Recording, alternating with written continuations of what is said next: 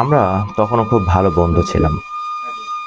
সে আমাদের বন্ধুত্ব কবে শুরু হয়েছিল জানা নাই। খুব ছোটবেলা থেকেই আমাদের বন্ধুত্বের যাত্রা। তবে প্রতিদিন দেখা হতো না। আর যখন দেখা হতো, জমিয়ে রাখা সমস্ত আড্ডার দুঃখ সুখের আলাপে নিজেদের মগ্ন রাখতাম। সময়ের সাথে সাথে অনেক কিছু পাল্টে গেলে আমরা পাল্টাতাম না। সময়ের ফেরে আমরা বড় হতে থাকলাম। ১ থেকে ২, ২ থেকে ৩ কিংবা এভাবেই সময়ের সাথে বয়স ২৫-এর এসে আমাদের যাত্রা শুরু করলাম। এখন আর তেমন দেখা হয় না। মাঝে মধ্যে কোনো কথায় কিংবা কোনো ভাষায় হয়তো কখনো দেখা হয়। আবার বেশিরভাগ সময়ই অদেখা থাকলেও মনের মধ্যে কোনো একটা টানে বোধহয় কাজ করে। সময়ের বেলায় আমরা নানাবিধ আয়োজন, নানাবিধ কথাবার্তায় মত্ত থাকতাম। আমরা খুব ভালো বন্ধু ছিলাম। সময়ের সাথে অনেক কিছু পাল্টালো। নিজেদের চিন্তা ভাবনা, নিজেদের আশা আকাঙ্ক্ষা, সেই সাথে নানা স্বপ্ন, সবকিছু পাল্টাতে থাকলেও আমাদের মনের মধ্যেও নানা অনুভূতি জন্মাতে থাকলো। কোনো এক রাতের অন্ধকারে আমরা একজন একে অপরকে বললাম, জীবনের পূর্ণতা যদি চাই, পূর্ণতা যদি দিতে হয়, তবে তোকে আমার চাই। সে থেকেই নতুন নবজাগরণের জীবনযাত্রা শুরু। জীবনযাত্রার পথে আমরা সামনে এগোতে থাকলাম। যতটা না ভয়, তার চেয়ে বেশিটাই আশা আকাঙ্ক্ষার নিদারুণ পড়লেপি বলা যায়। একটা থেকে অন্য একটা আশার কিংবা বাসনার জীবনের গল্পের নানা মোড় নিতে থাকলো আমাদের। আগের ভালো বন্ধু থেকে এখন বন্ধুত্বর গভীরতার চেয়ে অন্য সম্পর্কের গভীরতাটাকেই বেশি মনে হতে থাকলো। আমি জানতাম সবকিছু একদিন ছেড়ে ছেড়ে দিতেই হবে। তোকে চাওয়ার বাসনা কিংবা তোকে হারানোর তথ্য, সমস্ত কিছুই আমাকে একদিন ছেড়ে দিতে হবে। সময়ের সাথে সাথে অনেক কিছু পাল্টে যাবে। গতিপথ জীবনের নানা বাঁকে নানা ধরনের স্বপ্ন পাল্টাতে থাকবে। আমাদের অনেক কিছু পাল্টাতে হবে। তুই তো ছিলি পরিবার কেন্দ্রিক। পরিবার ছাড়া কিছু ভাবতেই পারিস না।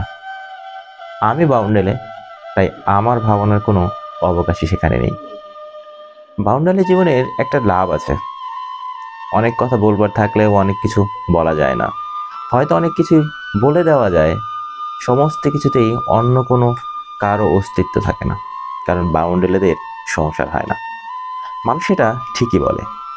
আমি সেই বাউন্ডেলে, যে বাউন্ডেলে একদিন তোকে কোনো কারণে, হয়তো আবেগের বশে কিংবা অন্য কোনো টানে বলেছিল সে নাকি তোকে ভালোবাসে। ভালোবাসার সংজ্ঞায় কি পড়ে না তা নিয়ে ভাবনার কোনো অবকাশ তার নেই।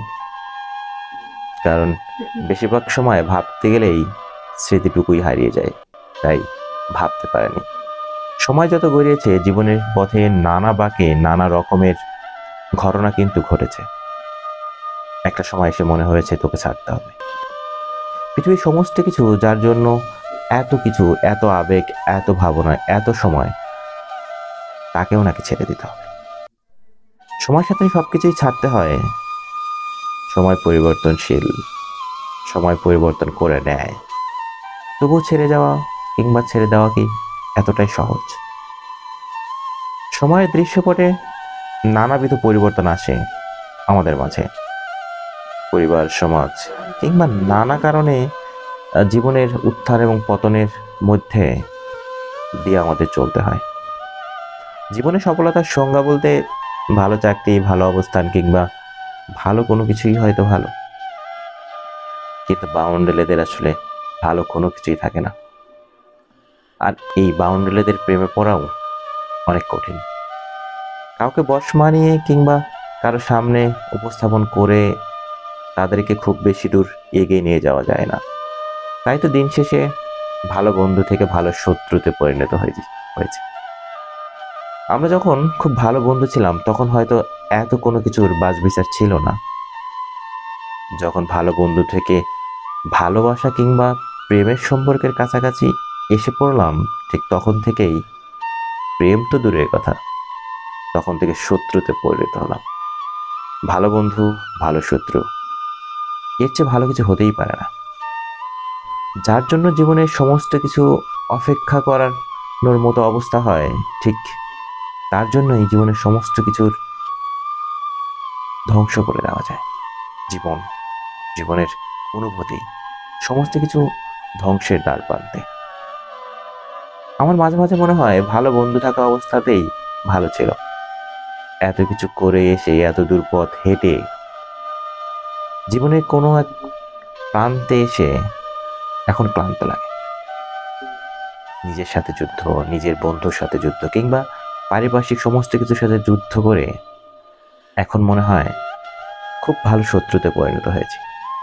হ্যাঁ, ভালো বন্ধু ভালো শত্রুরই প্রতিরূপ। জীবন অন্ধকারে ভরে যায়, ভালো শত্রু ভালো বন্ধুতে পরিণত হয়, কিন্তু ভালো বন্ধুগুলোই বারবার ভালো শত্রুর মতোই জীবন অন্ধকার করে দেয়। জীবনের অন্ধকার আমাদেরকে নিয়ে যাবে কোথায় আমরা জানি না, তবে ভালো বন্ধু ভালো শত্রুতে দ্বন্দ্বে আমরা একটা সময় হয়তো জীবনের সমস্ত কিছু হারিয়ে ফেলবো। অন্ধকার, ঘন কালো অন্ধকারের দিকে এগিয়ে যাবে আমাদের জীবনযাত্রা।